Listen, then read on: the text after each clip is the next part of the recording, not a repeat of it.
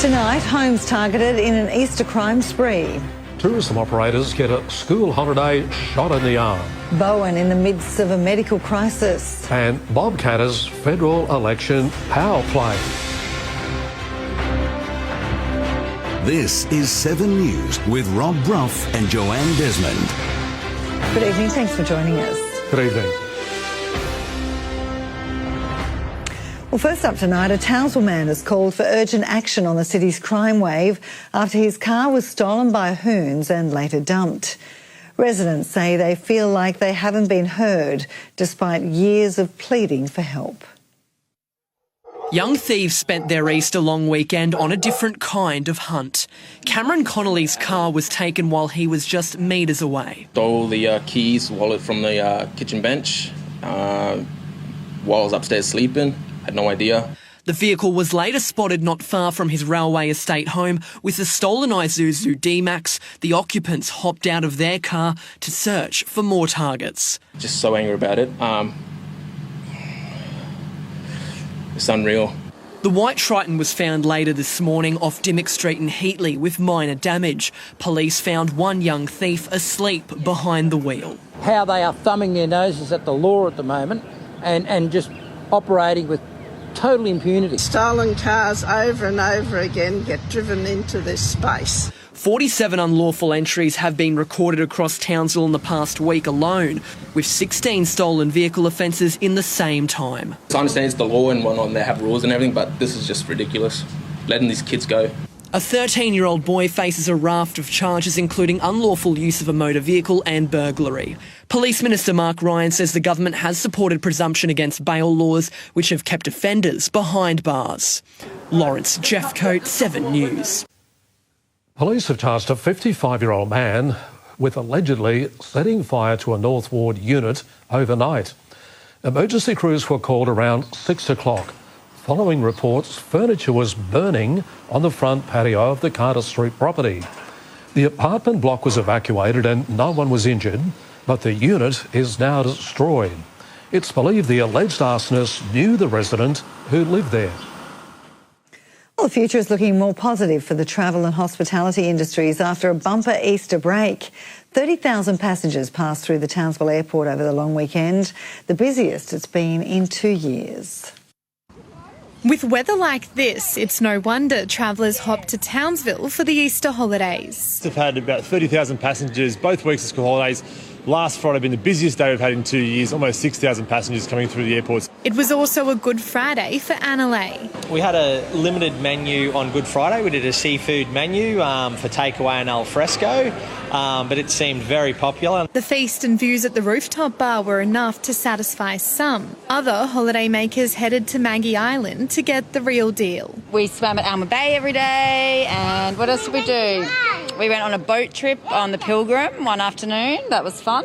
And swam in the pool and had barbecues. Townsville is really pretty. It was the first time some families have reunited in 2 years. I see Harriet, my cousin. I think we've been up once and then got hit again where we couldn't, and we both work in hospitals, so we haven't been able to come up either. And while these visitors waved goodbye to Townsville today, the travel and hospitality industries are hoping the next few long weekends will keep the tourists coming. There's a lot of sport that come to town, especially for May Day as well, and as you know, Anzac Day on the Strand, you know, it's huge. So, yeah, look, good signs. We've got back-to-back long weekends. It's still school holidays in New South Wales and Victoria, so we expect the passengers to continue to come through Townsville Airport in higher numbers than usual over the next 2 weeks.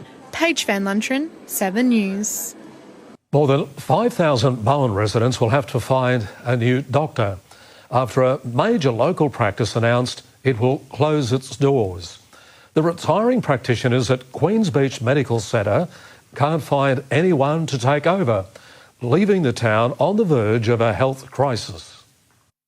Bowen's beachside community has a lot to offer, but not enough to attract a much-needed new doctor to town. The livability is unbelievable, yet we're still finding it hard to attract doctors. So why is that? The Queen's Beach Medical Centre was opened almost 40 years ago, but it's coming to an end. The centre will close on August 1. We've got two legendary doctors that have been there for over 30 years, just want to retire, plain and simple. Whitsunday's acting mayor Mike Brunker says Dr Trezise and Dr Yin have been trying to sell for 2 years with no luck. And with just 2 remaining practitioners, it's impossible to keep the doors open.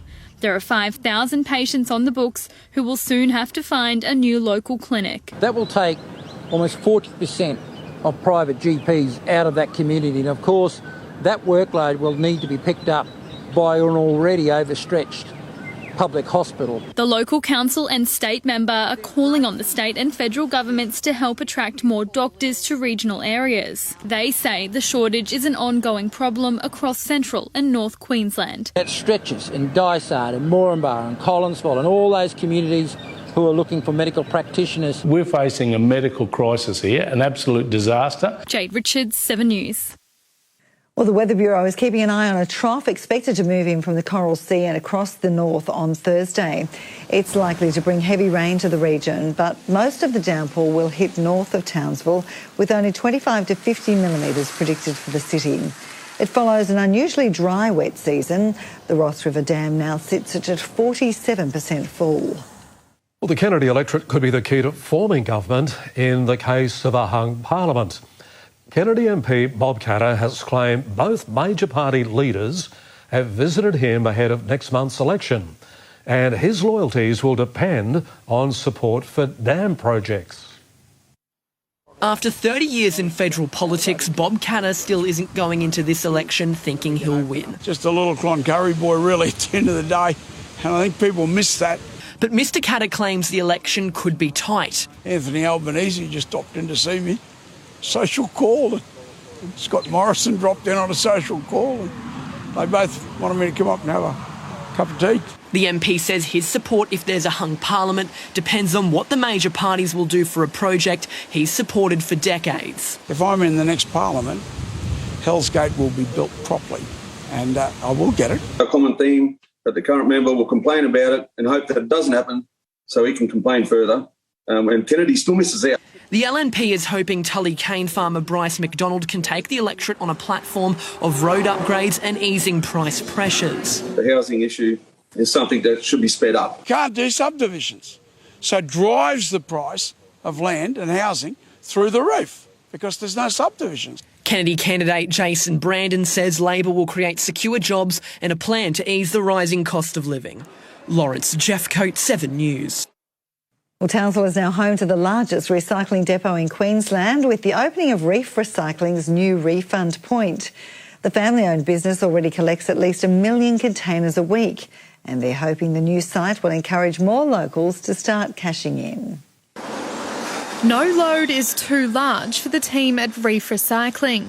2 full 1 tonne bags and probably half, 3/4 of a 1 tonne bag. Regulars like Sean Milton have now roped in family and friends. Got my neighbour doing it, my household, my mum's. So it's no wonder the drive-through depot outgrew the old site at Kurrajong. We were always getting into trouble for the traffic jams and things like that, so we had to make a decision, and this is the result of that decision. Today they welcomed customers trading in their cans for cash at their new Big Blue shed. Oh, it's pretty good. Automatic counting machines by the look of it. And the operation is already running like a well-oiled machine. Pop it into the hopper, up it will go, and it uses air pressure to spit it out into the different bins. Once that's all done, it prints a receipt for the customer, and then they get paid down at the cash box. The new site is open 7 days a week at Titanium Place, Mount St John. Monday to Friday we're open from 8 till 5, and on Saturday and Sunday we're open from 8 till 4. Paige Van Lunteren, 7 News. We'll take a break in a moment. This year's flu season to hit kids the hardest. And our local Defence Force heroes taking on the Invictus Games.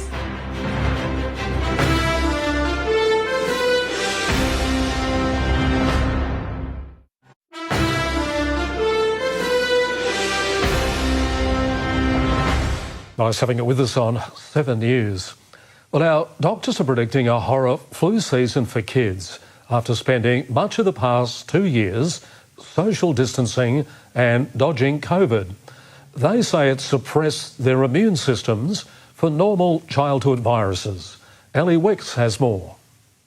Children are expected to be some of the worst hit this flu season, with hospitalisations already on the rise. Experts claim babies and toddlers have become immune naive after 2 years of lockdown suppressed their immune system.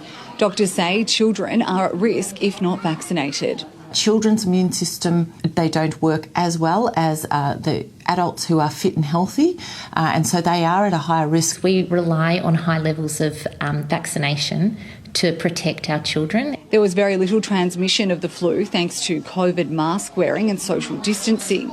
This year, cases are expected to soar. We have less immune memory of influenza, and if we come into contact with a virus that is more aggressive at a time when we've got less natural immunity, then we can expect to have some very serious infections. One mother isn't taking any chances and took her children to her nearest GP ahead of winter. I really want my kids to get a vaccine before they get back to school and give them more protection. The flu shot is recommended for babies and children from 6 months old. All right, thanks for that, Ellie. Well, around 50 soldiers from Townsville's 3rd Brigade have travelled to Papua New Guinea to take part in Exercise Olgeta Warrior 2022. The annual training is designed to enhance Australia's long-standing relationship with the nation. So some of the training we're conducting here in PNG has been with the various battalions and regiments across the PNGDF, and we've been working with them to work through medical training, combat engineering and various forms of vehicle maintenance training. It's an exercise that's been running since 2009, helping to build PNG's military capabilities. Some troops will remain in the region until November. The Queensland Defence Force Sergeant has claimed gold on day 3 of the Invictus Games at The Hague. He's leading a team of more than 30 current and former military men and women, inspiring recovery through sport. This is the shot that propelled Sergeant Shane Bramley to the podium, wearing the nation's pride. Pretty amazing experience. The roar of the crowd, there's so much support and love. And not for the first time, the discus champion suffers from fibromyalgia, a painful and chronic musculoskeletal condition following years of service as a Defence Force air dispatcher and 2 overseas deployments. At the Invictus Games, his injuries don't define him. In 2017, I went along to one of the sports camps that was an Invictus training camp. One of the coaches who was involved said, "Hey Shane, why don't you throw the discus?" Because my arms are so long. Shane represents the country in sitting volleyball and wheelchair basketball too, and co-captains the team of more than 30 Australian current and former serving military men and women competing. The Far North's Chris Reck is tearing up the track and field. Yapoon's Gabrielle Ramon took silver in the shot put. It's kind of emotional, but I'm trying to keep it in. But I just really wanted to do it for the boys at home, boys here. Abby Guerin, 7 News. Oh, what a fantastic achievement for Shane and all those who took part. Awe-inspiring they are. Fantastic. Inspirational, absolutely. Yep. Now, the Hammer 8th is returning Saturday, mate. Hey, Broughy, look, Hamiso Tabuai-Fidow was named in the Cowboys squad of 25 late this afternoon and is a slight chance of tackling the Titans. We'll have all of the team news next. And our Townsville sprinter still firing ahead of the Commonwealth Games trials.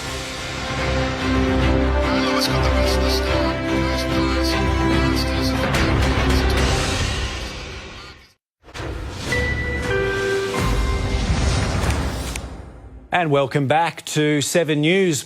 Well, the Cowboys have made one official change for Saturday's clash against the Gold Coast Titans, with Griffin Neem replacing Connolly Lemuelu on the bench. But Hamiso Tabuai-Fidow has been named in the extended squad as part of the reserves and has a small chance of playing as he recovers from a PCL injury. The Cowboys came from 12 points down in Canberra and it has their next opponents on alert. They've been playing pretty good footy. They've been competing for the full 80. I think last week against our Raiders, they just kept staying in there with the Raiders, and then at the end they come on top. The North Queensland team will only be stronger against the Titans, with Griffin Neem returning from concussion. He's won Connolly Lemuelu's bench spot, leaving Jermaine Tanua-Brown in the reserves. He's taken his opportunities when he's had them. he moves well, he bends a line, and it means something to him to play for the club. The Titans will fly up to Townsville Friday with plenty to fix. They're coming off losses to the Eels and Manly and have conceded 90 first-half points compared to just 42 in the second. We've just got to start the way we finished the game and, we put ourselves in a winning position. Helam Lukey will start in the back row after playing 80 minutes against the Raiders.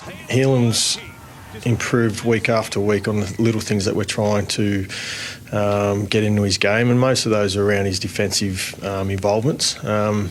We know what he can do with the ball. Hamaso Tabuai-Fidow has been sidelined since round 4, but he's been named on the extended reserves list.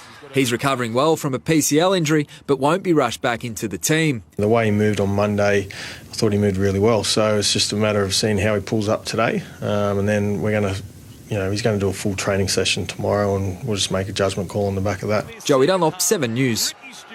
Sticking with league, and the Townsville Blackhawks have held off the urge to play star half Jalen Feeney in Sunday's home game against the Tweedhead Seagulls.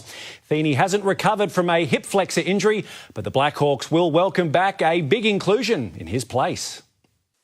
He might be the loudest on the field, but the Blackhawks will again be without Jalen Feeney for their Anzac clash with Tweed this weekend. It's just going to be a week-by-week thing, so hopefully we can manage it and get on top of it now before it becomes a bit of disturbance later on in the year. The Blackhawks will miss Feeney's chirp against the Seagulls as he recovers from a minor hip flexor injury. As much as I want to get back out there and play, and I think I'm sweet to play all the time, even with one arm or one leg, the coaching staff and the physios have made a decision to rest me. Robert Louis will take over as the dominant voice on the field, playing his first game of the year. He'll team up with Aaron Moore as their 5th halves pairing in as many rounds. And we've had a few chopping and changes, and just through no effort of our own, other than we're just trying out some different combinations at the moment, but the next person who steps in is just doing a good job for us. Kyle Labour will miss the match through suspension as they search for their 3rd straight win. Having a close loss against Burleigh really put fire in the belly, and then a big game against Wynnum and then a big game against Kansas completely changes your season around. While Tweed are coming off a win against Burleigh before the Easter bye. I can guarantee you when Wolfie comes up north, he'll get him firing and it'll be a big game. And Feeney knows how important it is for his men to get the 2 points without him. The young fellas will learn that.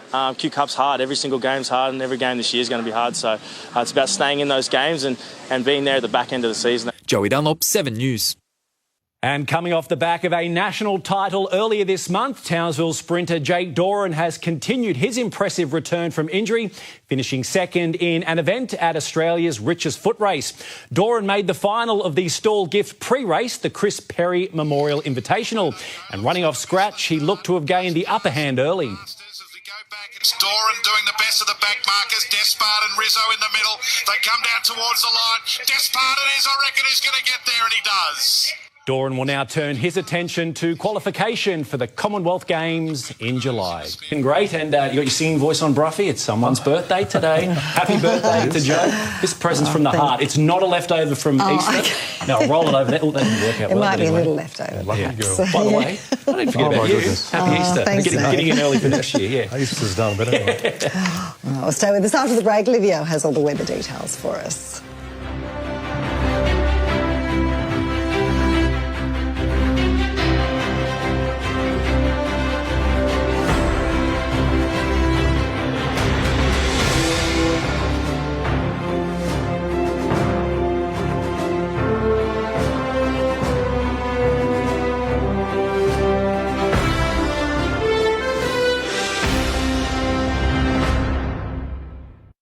Livio, Regano with tonight's weather. Everything seems quiet at the moment, but in less than 48 hours it's all going to change. On Thursday, the southeast wind picks up sharply and the showers start rolling in. And then on Friday, Saturday, it gets really cool, damp and windy. Sunday doesn't look too flash either, but maybe slightly brighter. In Townsville, our temperature range today was 20 to 31 degrees, still above average at the top end. In Bowen, the top was 29 and air got to 31. We'll start with the satellite loop now. First, we've got some high cloud that's moving across the Darling Downs. That'll be clearing tomorrow. But in the tropics, you can start to see a vortex forming. We've got a tropical trough, which over coming days is going to intensify and produce quite a lot of rain through north and central Queensland, especially north of about Mackay, where we could get hundreds of millimetres over the next few days. Let's look at today's chart. What you've got is an inland trough firstly. It's moving across Queensland in the form of a cool, dry change. Hasn't reached the east coast yet. There's a low that's forming on the trough just south of PNG that will intensify into the tropical rain event, which will go mostly from Thursday till about Monday. We've got a collapsing ridge on the east coast, so winds are getting lighter and there has been a little bit of fog around this morning. Tomorrow's chart, the trough moves further east. You can barely see it now. The low starts to intensify and rain begins to encroach upon the North Tropical coast. On the outlook chart, a vigorous southeasterly change now moves up the coast, lowering temperatures, and this is where it starts to rain heavy across far north Queensland as that tropical trough moves onshore. Now the latest from the Weather Bureau, the boating forecast for Townsville waters, a strong wind warning for southeasterlies increasing to 20 to 30 knots in the afternoon, maintaining that 20 to 30 knot speed then right through Thursday and Friday. Our high tides are getting later. Tomorrow they're approaching midday, depending on your port, of course, and with the full moon behind us, the swing is starting to lessen. Herbert and Lower Burdekin, a partly cloudy day, showers mainly around the coast. Townsville 21 up to 31 degrees, 31 also for Ayr. Ingham a top of 30. Northern Goldfields and Upper Flinders, fine and mostly sunny, with Charters Towers reaching 34 degrees and Georgetown 35. Looking ahead for Townsville, lots of rain from Thursday through the weekend, with daily totals potentially up to 50-odd mils. Also cooler under the blanket of heavy cloud, with top temperatures averaging in the high 20s only. And that's all for tonight, folks. Pleasure to have your company, as always, and thanks for watching 7 Local Weather. I'll be back tomorrow with more on the latest. Hope you can join me then. Now it's back to the team. Great, thanks for that, Livio. And that's all from us for this Tuesday. Thanks for your company. Anything you'd like to watch again, that's easy. The 7 Plus app or our page, 7news.com.au. We look forward to seeing you tomorrow night. Good night. Good night.